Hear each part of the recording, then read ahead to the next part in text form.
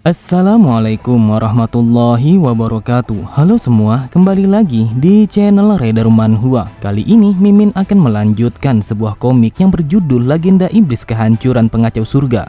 Dan apabila kalian masih bingung dengan alur ceritanya, kalian bisa cek deskripsi atau langsung saja menuju playlist yang ada di halaman channel ini untuk memulainya dari part 1. Tanpa basa-basi lebih jauh, mari kita masuk di part 72. Cerita dimulai setelah melihat Jiong yang hanya terdiam. Suara itu kembali berkata, "Yang aku tahu, seorang manusia sama sekali tidak mungkin untuk bisa memiliki sebuah kemampuan yang seperti itu. Oleh sebab itu, aku mengakui kalau kau memiliki sebuah potensi yang sangat bagus." Mendengar itu, Jiong bergumam, "Dasar sialan, dia telah menipuku. Dia mencoba berpura-pura terlihat lemah dengan sengaja agar aku menghancurkan kotak kayu yang sudah menyegelnya." Dengan hancurnya kotak kayu yang menyegel suara itu, seketika itu juga sebuah gulungan langsung melayang di udara yang bersamaan dengan meletus api biru yang bergejolak bagaikan sambaran kilat. Kemudian gulungan itu langsung terbuka begitu saja, yang seakan-akan kalau dia dengan sengaja menunjukkan isi dari gulungannya kepada Jiong.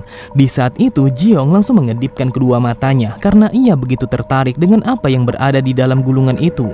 Ternyata itu adalah sebuah lukisan pegunungan yang begitu indah, yang seakan-akan kalau itu adalah surga. Kemudian kabut telah menyelimuti puncak gunungnya yang megah, dan juga pepohonan yang berbunga-bunga telah bertebaran menghiasi pegunungan yang indah itu. Namun ada sesuatu yang membuat keindahan lukisan itu menjadi terganggu dan juga terasa janggal. Hal itu disebabkan seorang pak tua berambut putih telah bersemedi tepat di tengah-tengah lukisan itu. Di saat itu Jiong merasakan kalau ini adalah pertama kalinya ia merasakan bulu kuduknya telah berdiri. Terlihat lukisannya langsung bergejolak dengan sangat hebat ketika pak tua itu yang membuka kedua matanya.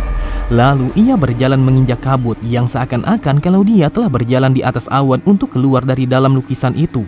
Kemudian ketika orang itu telah berjalan melewati lukisannya, seketika itu juga sebuah energi demonik yang begitu besar telah memancar dengan seiring keluarnya pak tua itu. Melihat kehadiran entitas itu, Azur berkata, "Bagaimana bisa ada sesuatu yang sepertinya telah terkurung di dalam sini? Jiong, sebaiknya kau harus lari sekarang juga karena dia bukanlah sesuatu yang akan bisa kau hadapi." Selama ini Azur sama sekali tidak pernah menunjukkan rasa takut ataupun rasa gelisah yang sangatlah luar biasa ketika ia telah bertemu dengan roh pendendam yang lainnya. Bahkan saking kuatnya rasa takut yang ia rasakan sampai-sampai ia begitu sulit untuk berbicara. Jiong bergumam, "Saat ini yang aku rasakan energi demonik yang sama sekali tidak terhitung jumlahnya telah ditarik menuju kepada satu titik. Dan itu artinya kalau pak tua ini adalah sumber utama dari semua energi yang aku rasakan sebelumnya ketika pertama kali memasuki ruangan ini. Tetapi siapa sebenarnya pak tua ini dan mengapa dia disegel di dalam kotak kayu?" Dikisahkan dulunya ada sebuah buku yang bernama Kitab Klasik dari Pegunungan dan juga Lautan. Dan itu adalah buku yang merupakan sebuah catatan tentang bagaimana kayanya alam ini, geografi, mitologi, fiksi, ritual, dan juga pengobatan kuno. Kemudian salah satu dari tulisannya mengatakan bahwa di dalam dunia ini ada begitu banyak roh pendendam dan juga para monster yang sama sekali tidak terhitung jumlahnya, yang bahkan tidak dapat dilihat oleh manusia. Dan di antara mereka semua terdapat sebuah entitas yang berada di alam yang sangat tinggi.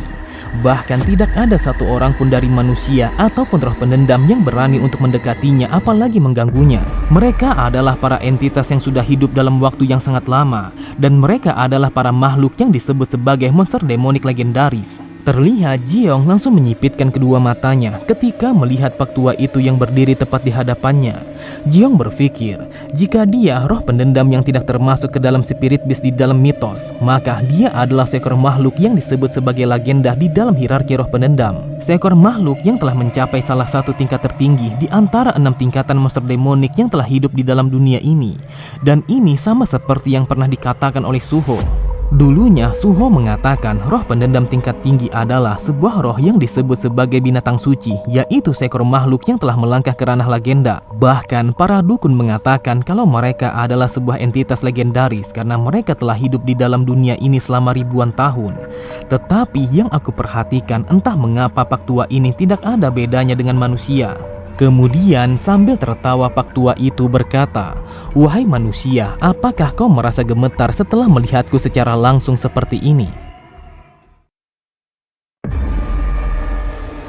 Mendengar itu, terlihat Jiong hanya terdiam karena ia merasakan kalau ini adalah situasi yang sangat berbahaya. Sebenarnya Jiong adalah seseorang yang sama sekali tidak mementingkan ataupun merasa takut dengan yang namanya kematian. Namun Jiong sama sekali tidak bisa mendustakan kalau dia merasa tegang karena ia menyadari sebuah perbedaan kekuatan yang sangat jelas di antara mereka berdua.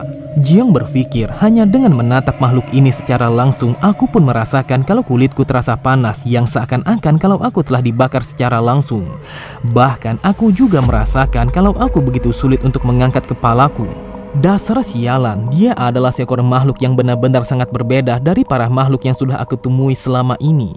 Dia adalah sebuah bencana yang begitu besar, sampai-sampai aku sama sekali tidak mampu untuk bisa memahaminya. Kemudian Pak Tua itu langsung menunjuk ke arah bawah, yang mana itu adalah sebuah isyarat kalau Jiong harus tunduk kepadanya. Seketika itu juga, Jiong pun merasakan kalau tubuhnya telah ditekan secara paksa dengan kekuatan yang dipancarkan oleh Pak Tua itu. Bahkan saking kuatnya kekuatan yang ditunjukkan oleh Pak Tua itu, sampai-sampai hanya dalam sekejap mata ia mampu membuat Jiong langsung terhempas ke atas tanah. Namun orang itu begitu heran ketika melihat Jiong yang berusaha untuk melawan tekanannya. Ia berkata, "Awalnya aku berpikir kalau aku akan menghancurkanmu sampai mati, tetapi ternyata kau memiliki kemampuan yang cukup bagus." Sambil menahan tekanan itu, Jiong berkata, "Untuk seseorang yang tersegel, ternyata kau masih memiliki kekuatan yang meluap sebanyak ini." Mendengar perkataan Jiong, orang itu kembali berkata, "Meskipun aku sudah tersegel di dalam gulungan ini selama ribuan tahun, tetapi apakah kau pikir seorang cacing rendahan sepertimu akan berani untuk menilaiku?" Terlihat Jiong hanya bisa mengerutkan kedua keningnya. Namun bukannya merasa tersinggung, akan tetapi ia memahami kenyataan bahwa entitas yang berada di hadapannya telah menilainya tidak lebih hanya dari seekor cacing. Jiong bergumam, apa yang ia katakan sama sekali tidak bisa aku sangkal. Energi demonik yang dipancarkan oleh makhluk ini telah berada pada tingkatan yang sama sekali tidak terjangkau. Jika ini adalah kondisi terlemahnya, maka aku tidak akan bisa membayangkan sekuat apa makhluk ini jika dia sudah mendapatkan kembali semua kekuatannya.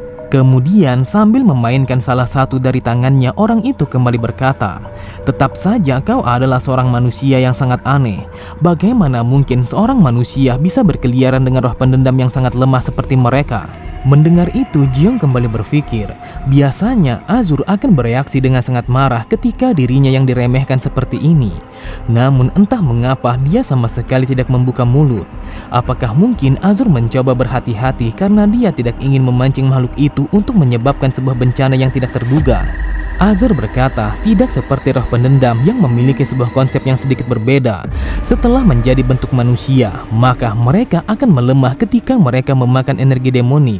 Oleh sebab itu, di dalam masalah ini, jika dia telah disegel dalam waktu yang sangat lama, maka dia akan melemah secara signifikan.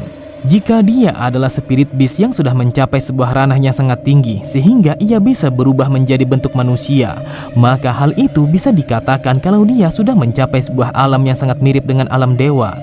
Jadi tidak peduli sebanyak apa ia melemah, namun tetap saja dia bukanlah sesuatu yang akan mudah untuk ditangani.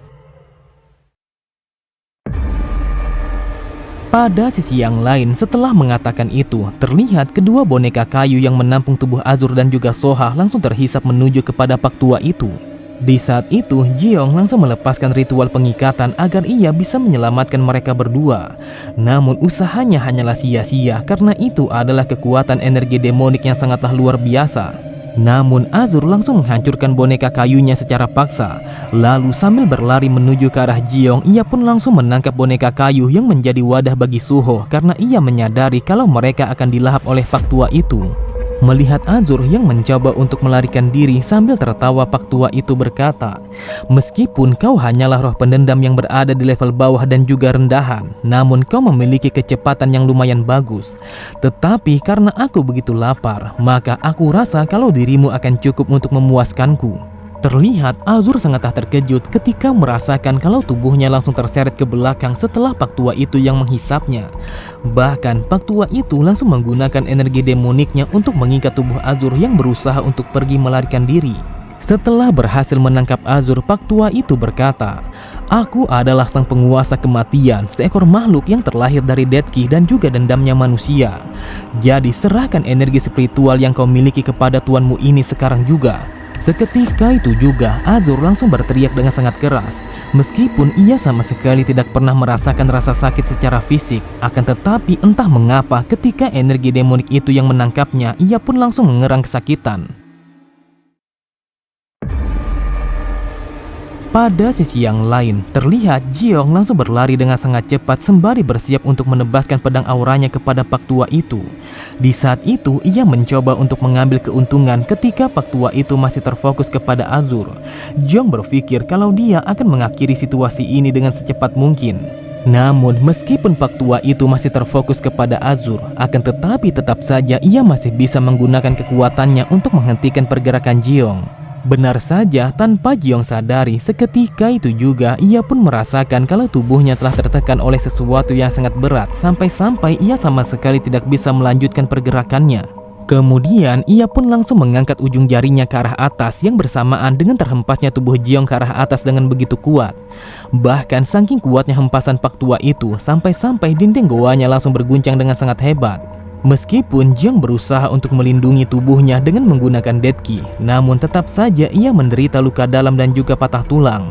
Sambil memainkan jari telunjuknya, Pak Tua itu mengatakan kalau Jiong adalah seorang manusia yang sangat aneh. Di saat itu, Pak Tua itu telah menunjukkan kalau dia begitu tertarik kepada Jiong. Lalu ia pun langsung menghempaskan tubuh Jiong hingga berkali-kali. Jika saja orang biasa yang berada di dalam situasi yang seperti ini, maka bisa dipastikan kalau mereka akan mati hanya dalam hitungan detik, karena ini adalah sebuah serangan yang sama sekali tidak akan bisa untuk ditahan oleh manusia. Terlihat dengan sangat jelas kalau Jiong merasakan rasa sakit yang sangatlah luar biasa setelah mengalami luka dalam dan juga beberapa patah tulang. Namun tepat di saat yang bersamaan, Suho langsung keluar dari dalam boneka kayu karena ia sama sekali tidak bisa membiarkan Pak Tua itu menyakiti tuannya. Dengan sangat cepat, ia pun langsung menggunakan kekuatannya untuk menciptakan rantai besi agar ia bisa menahan Pak Tua itu. Di saat itu, semua rantai besi yang ia kendalikan telah bergerak seperti sambaran ular dan langsung mengikat sekujur tubuh Pak Tua itu. Akan tetapi usahanya hanyalah sia-sia karena semua rantai yang ia gunakan untuk mengikat Pak Tua itu langsung hancur meskipun hanya dalam sekejap mata. Sambil menjentikan ujung jarinya, Pak Tua itu berkata, "Kau adalah roh penendam yang memiliki kemampuan yang cukup bagus, tetapi kau harus membayar akibatnya karena kau begitu berani menyentuh tubuh suciku dengan menggunakan rantai-rantai yang kotor itu." Terlihat Soha langsung terdiam ketika merasakan kalau kedua tangannya telah meledak begitu saja sehingga darahnya telah berceceran di mana-mana. Seketika itu juga ia pun langsung berteriak kesakitan sampai-sampai suaranya langsung bergema di dalam ruangan itu. Oke semua, cukup sampai di sini dulu pembahasan alur cerita kita. Sampai jumpa di video selanjutnya. Wassalamualaikum warahmatullahi wabarakatuh.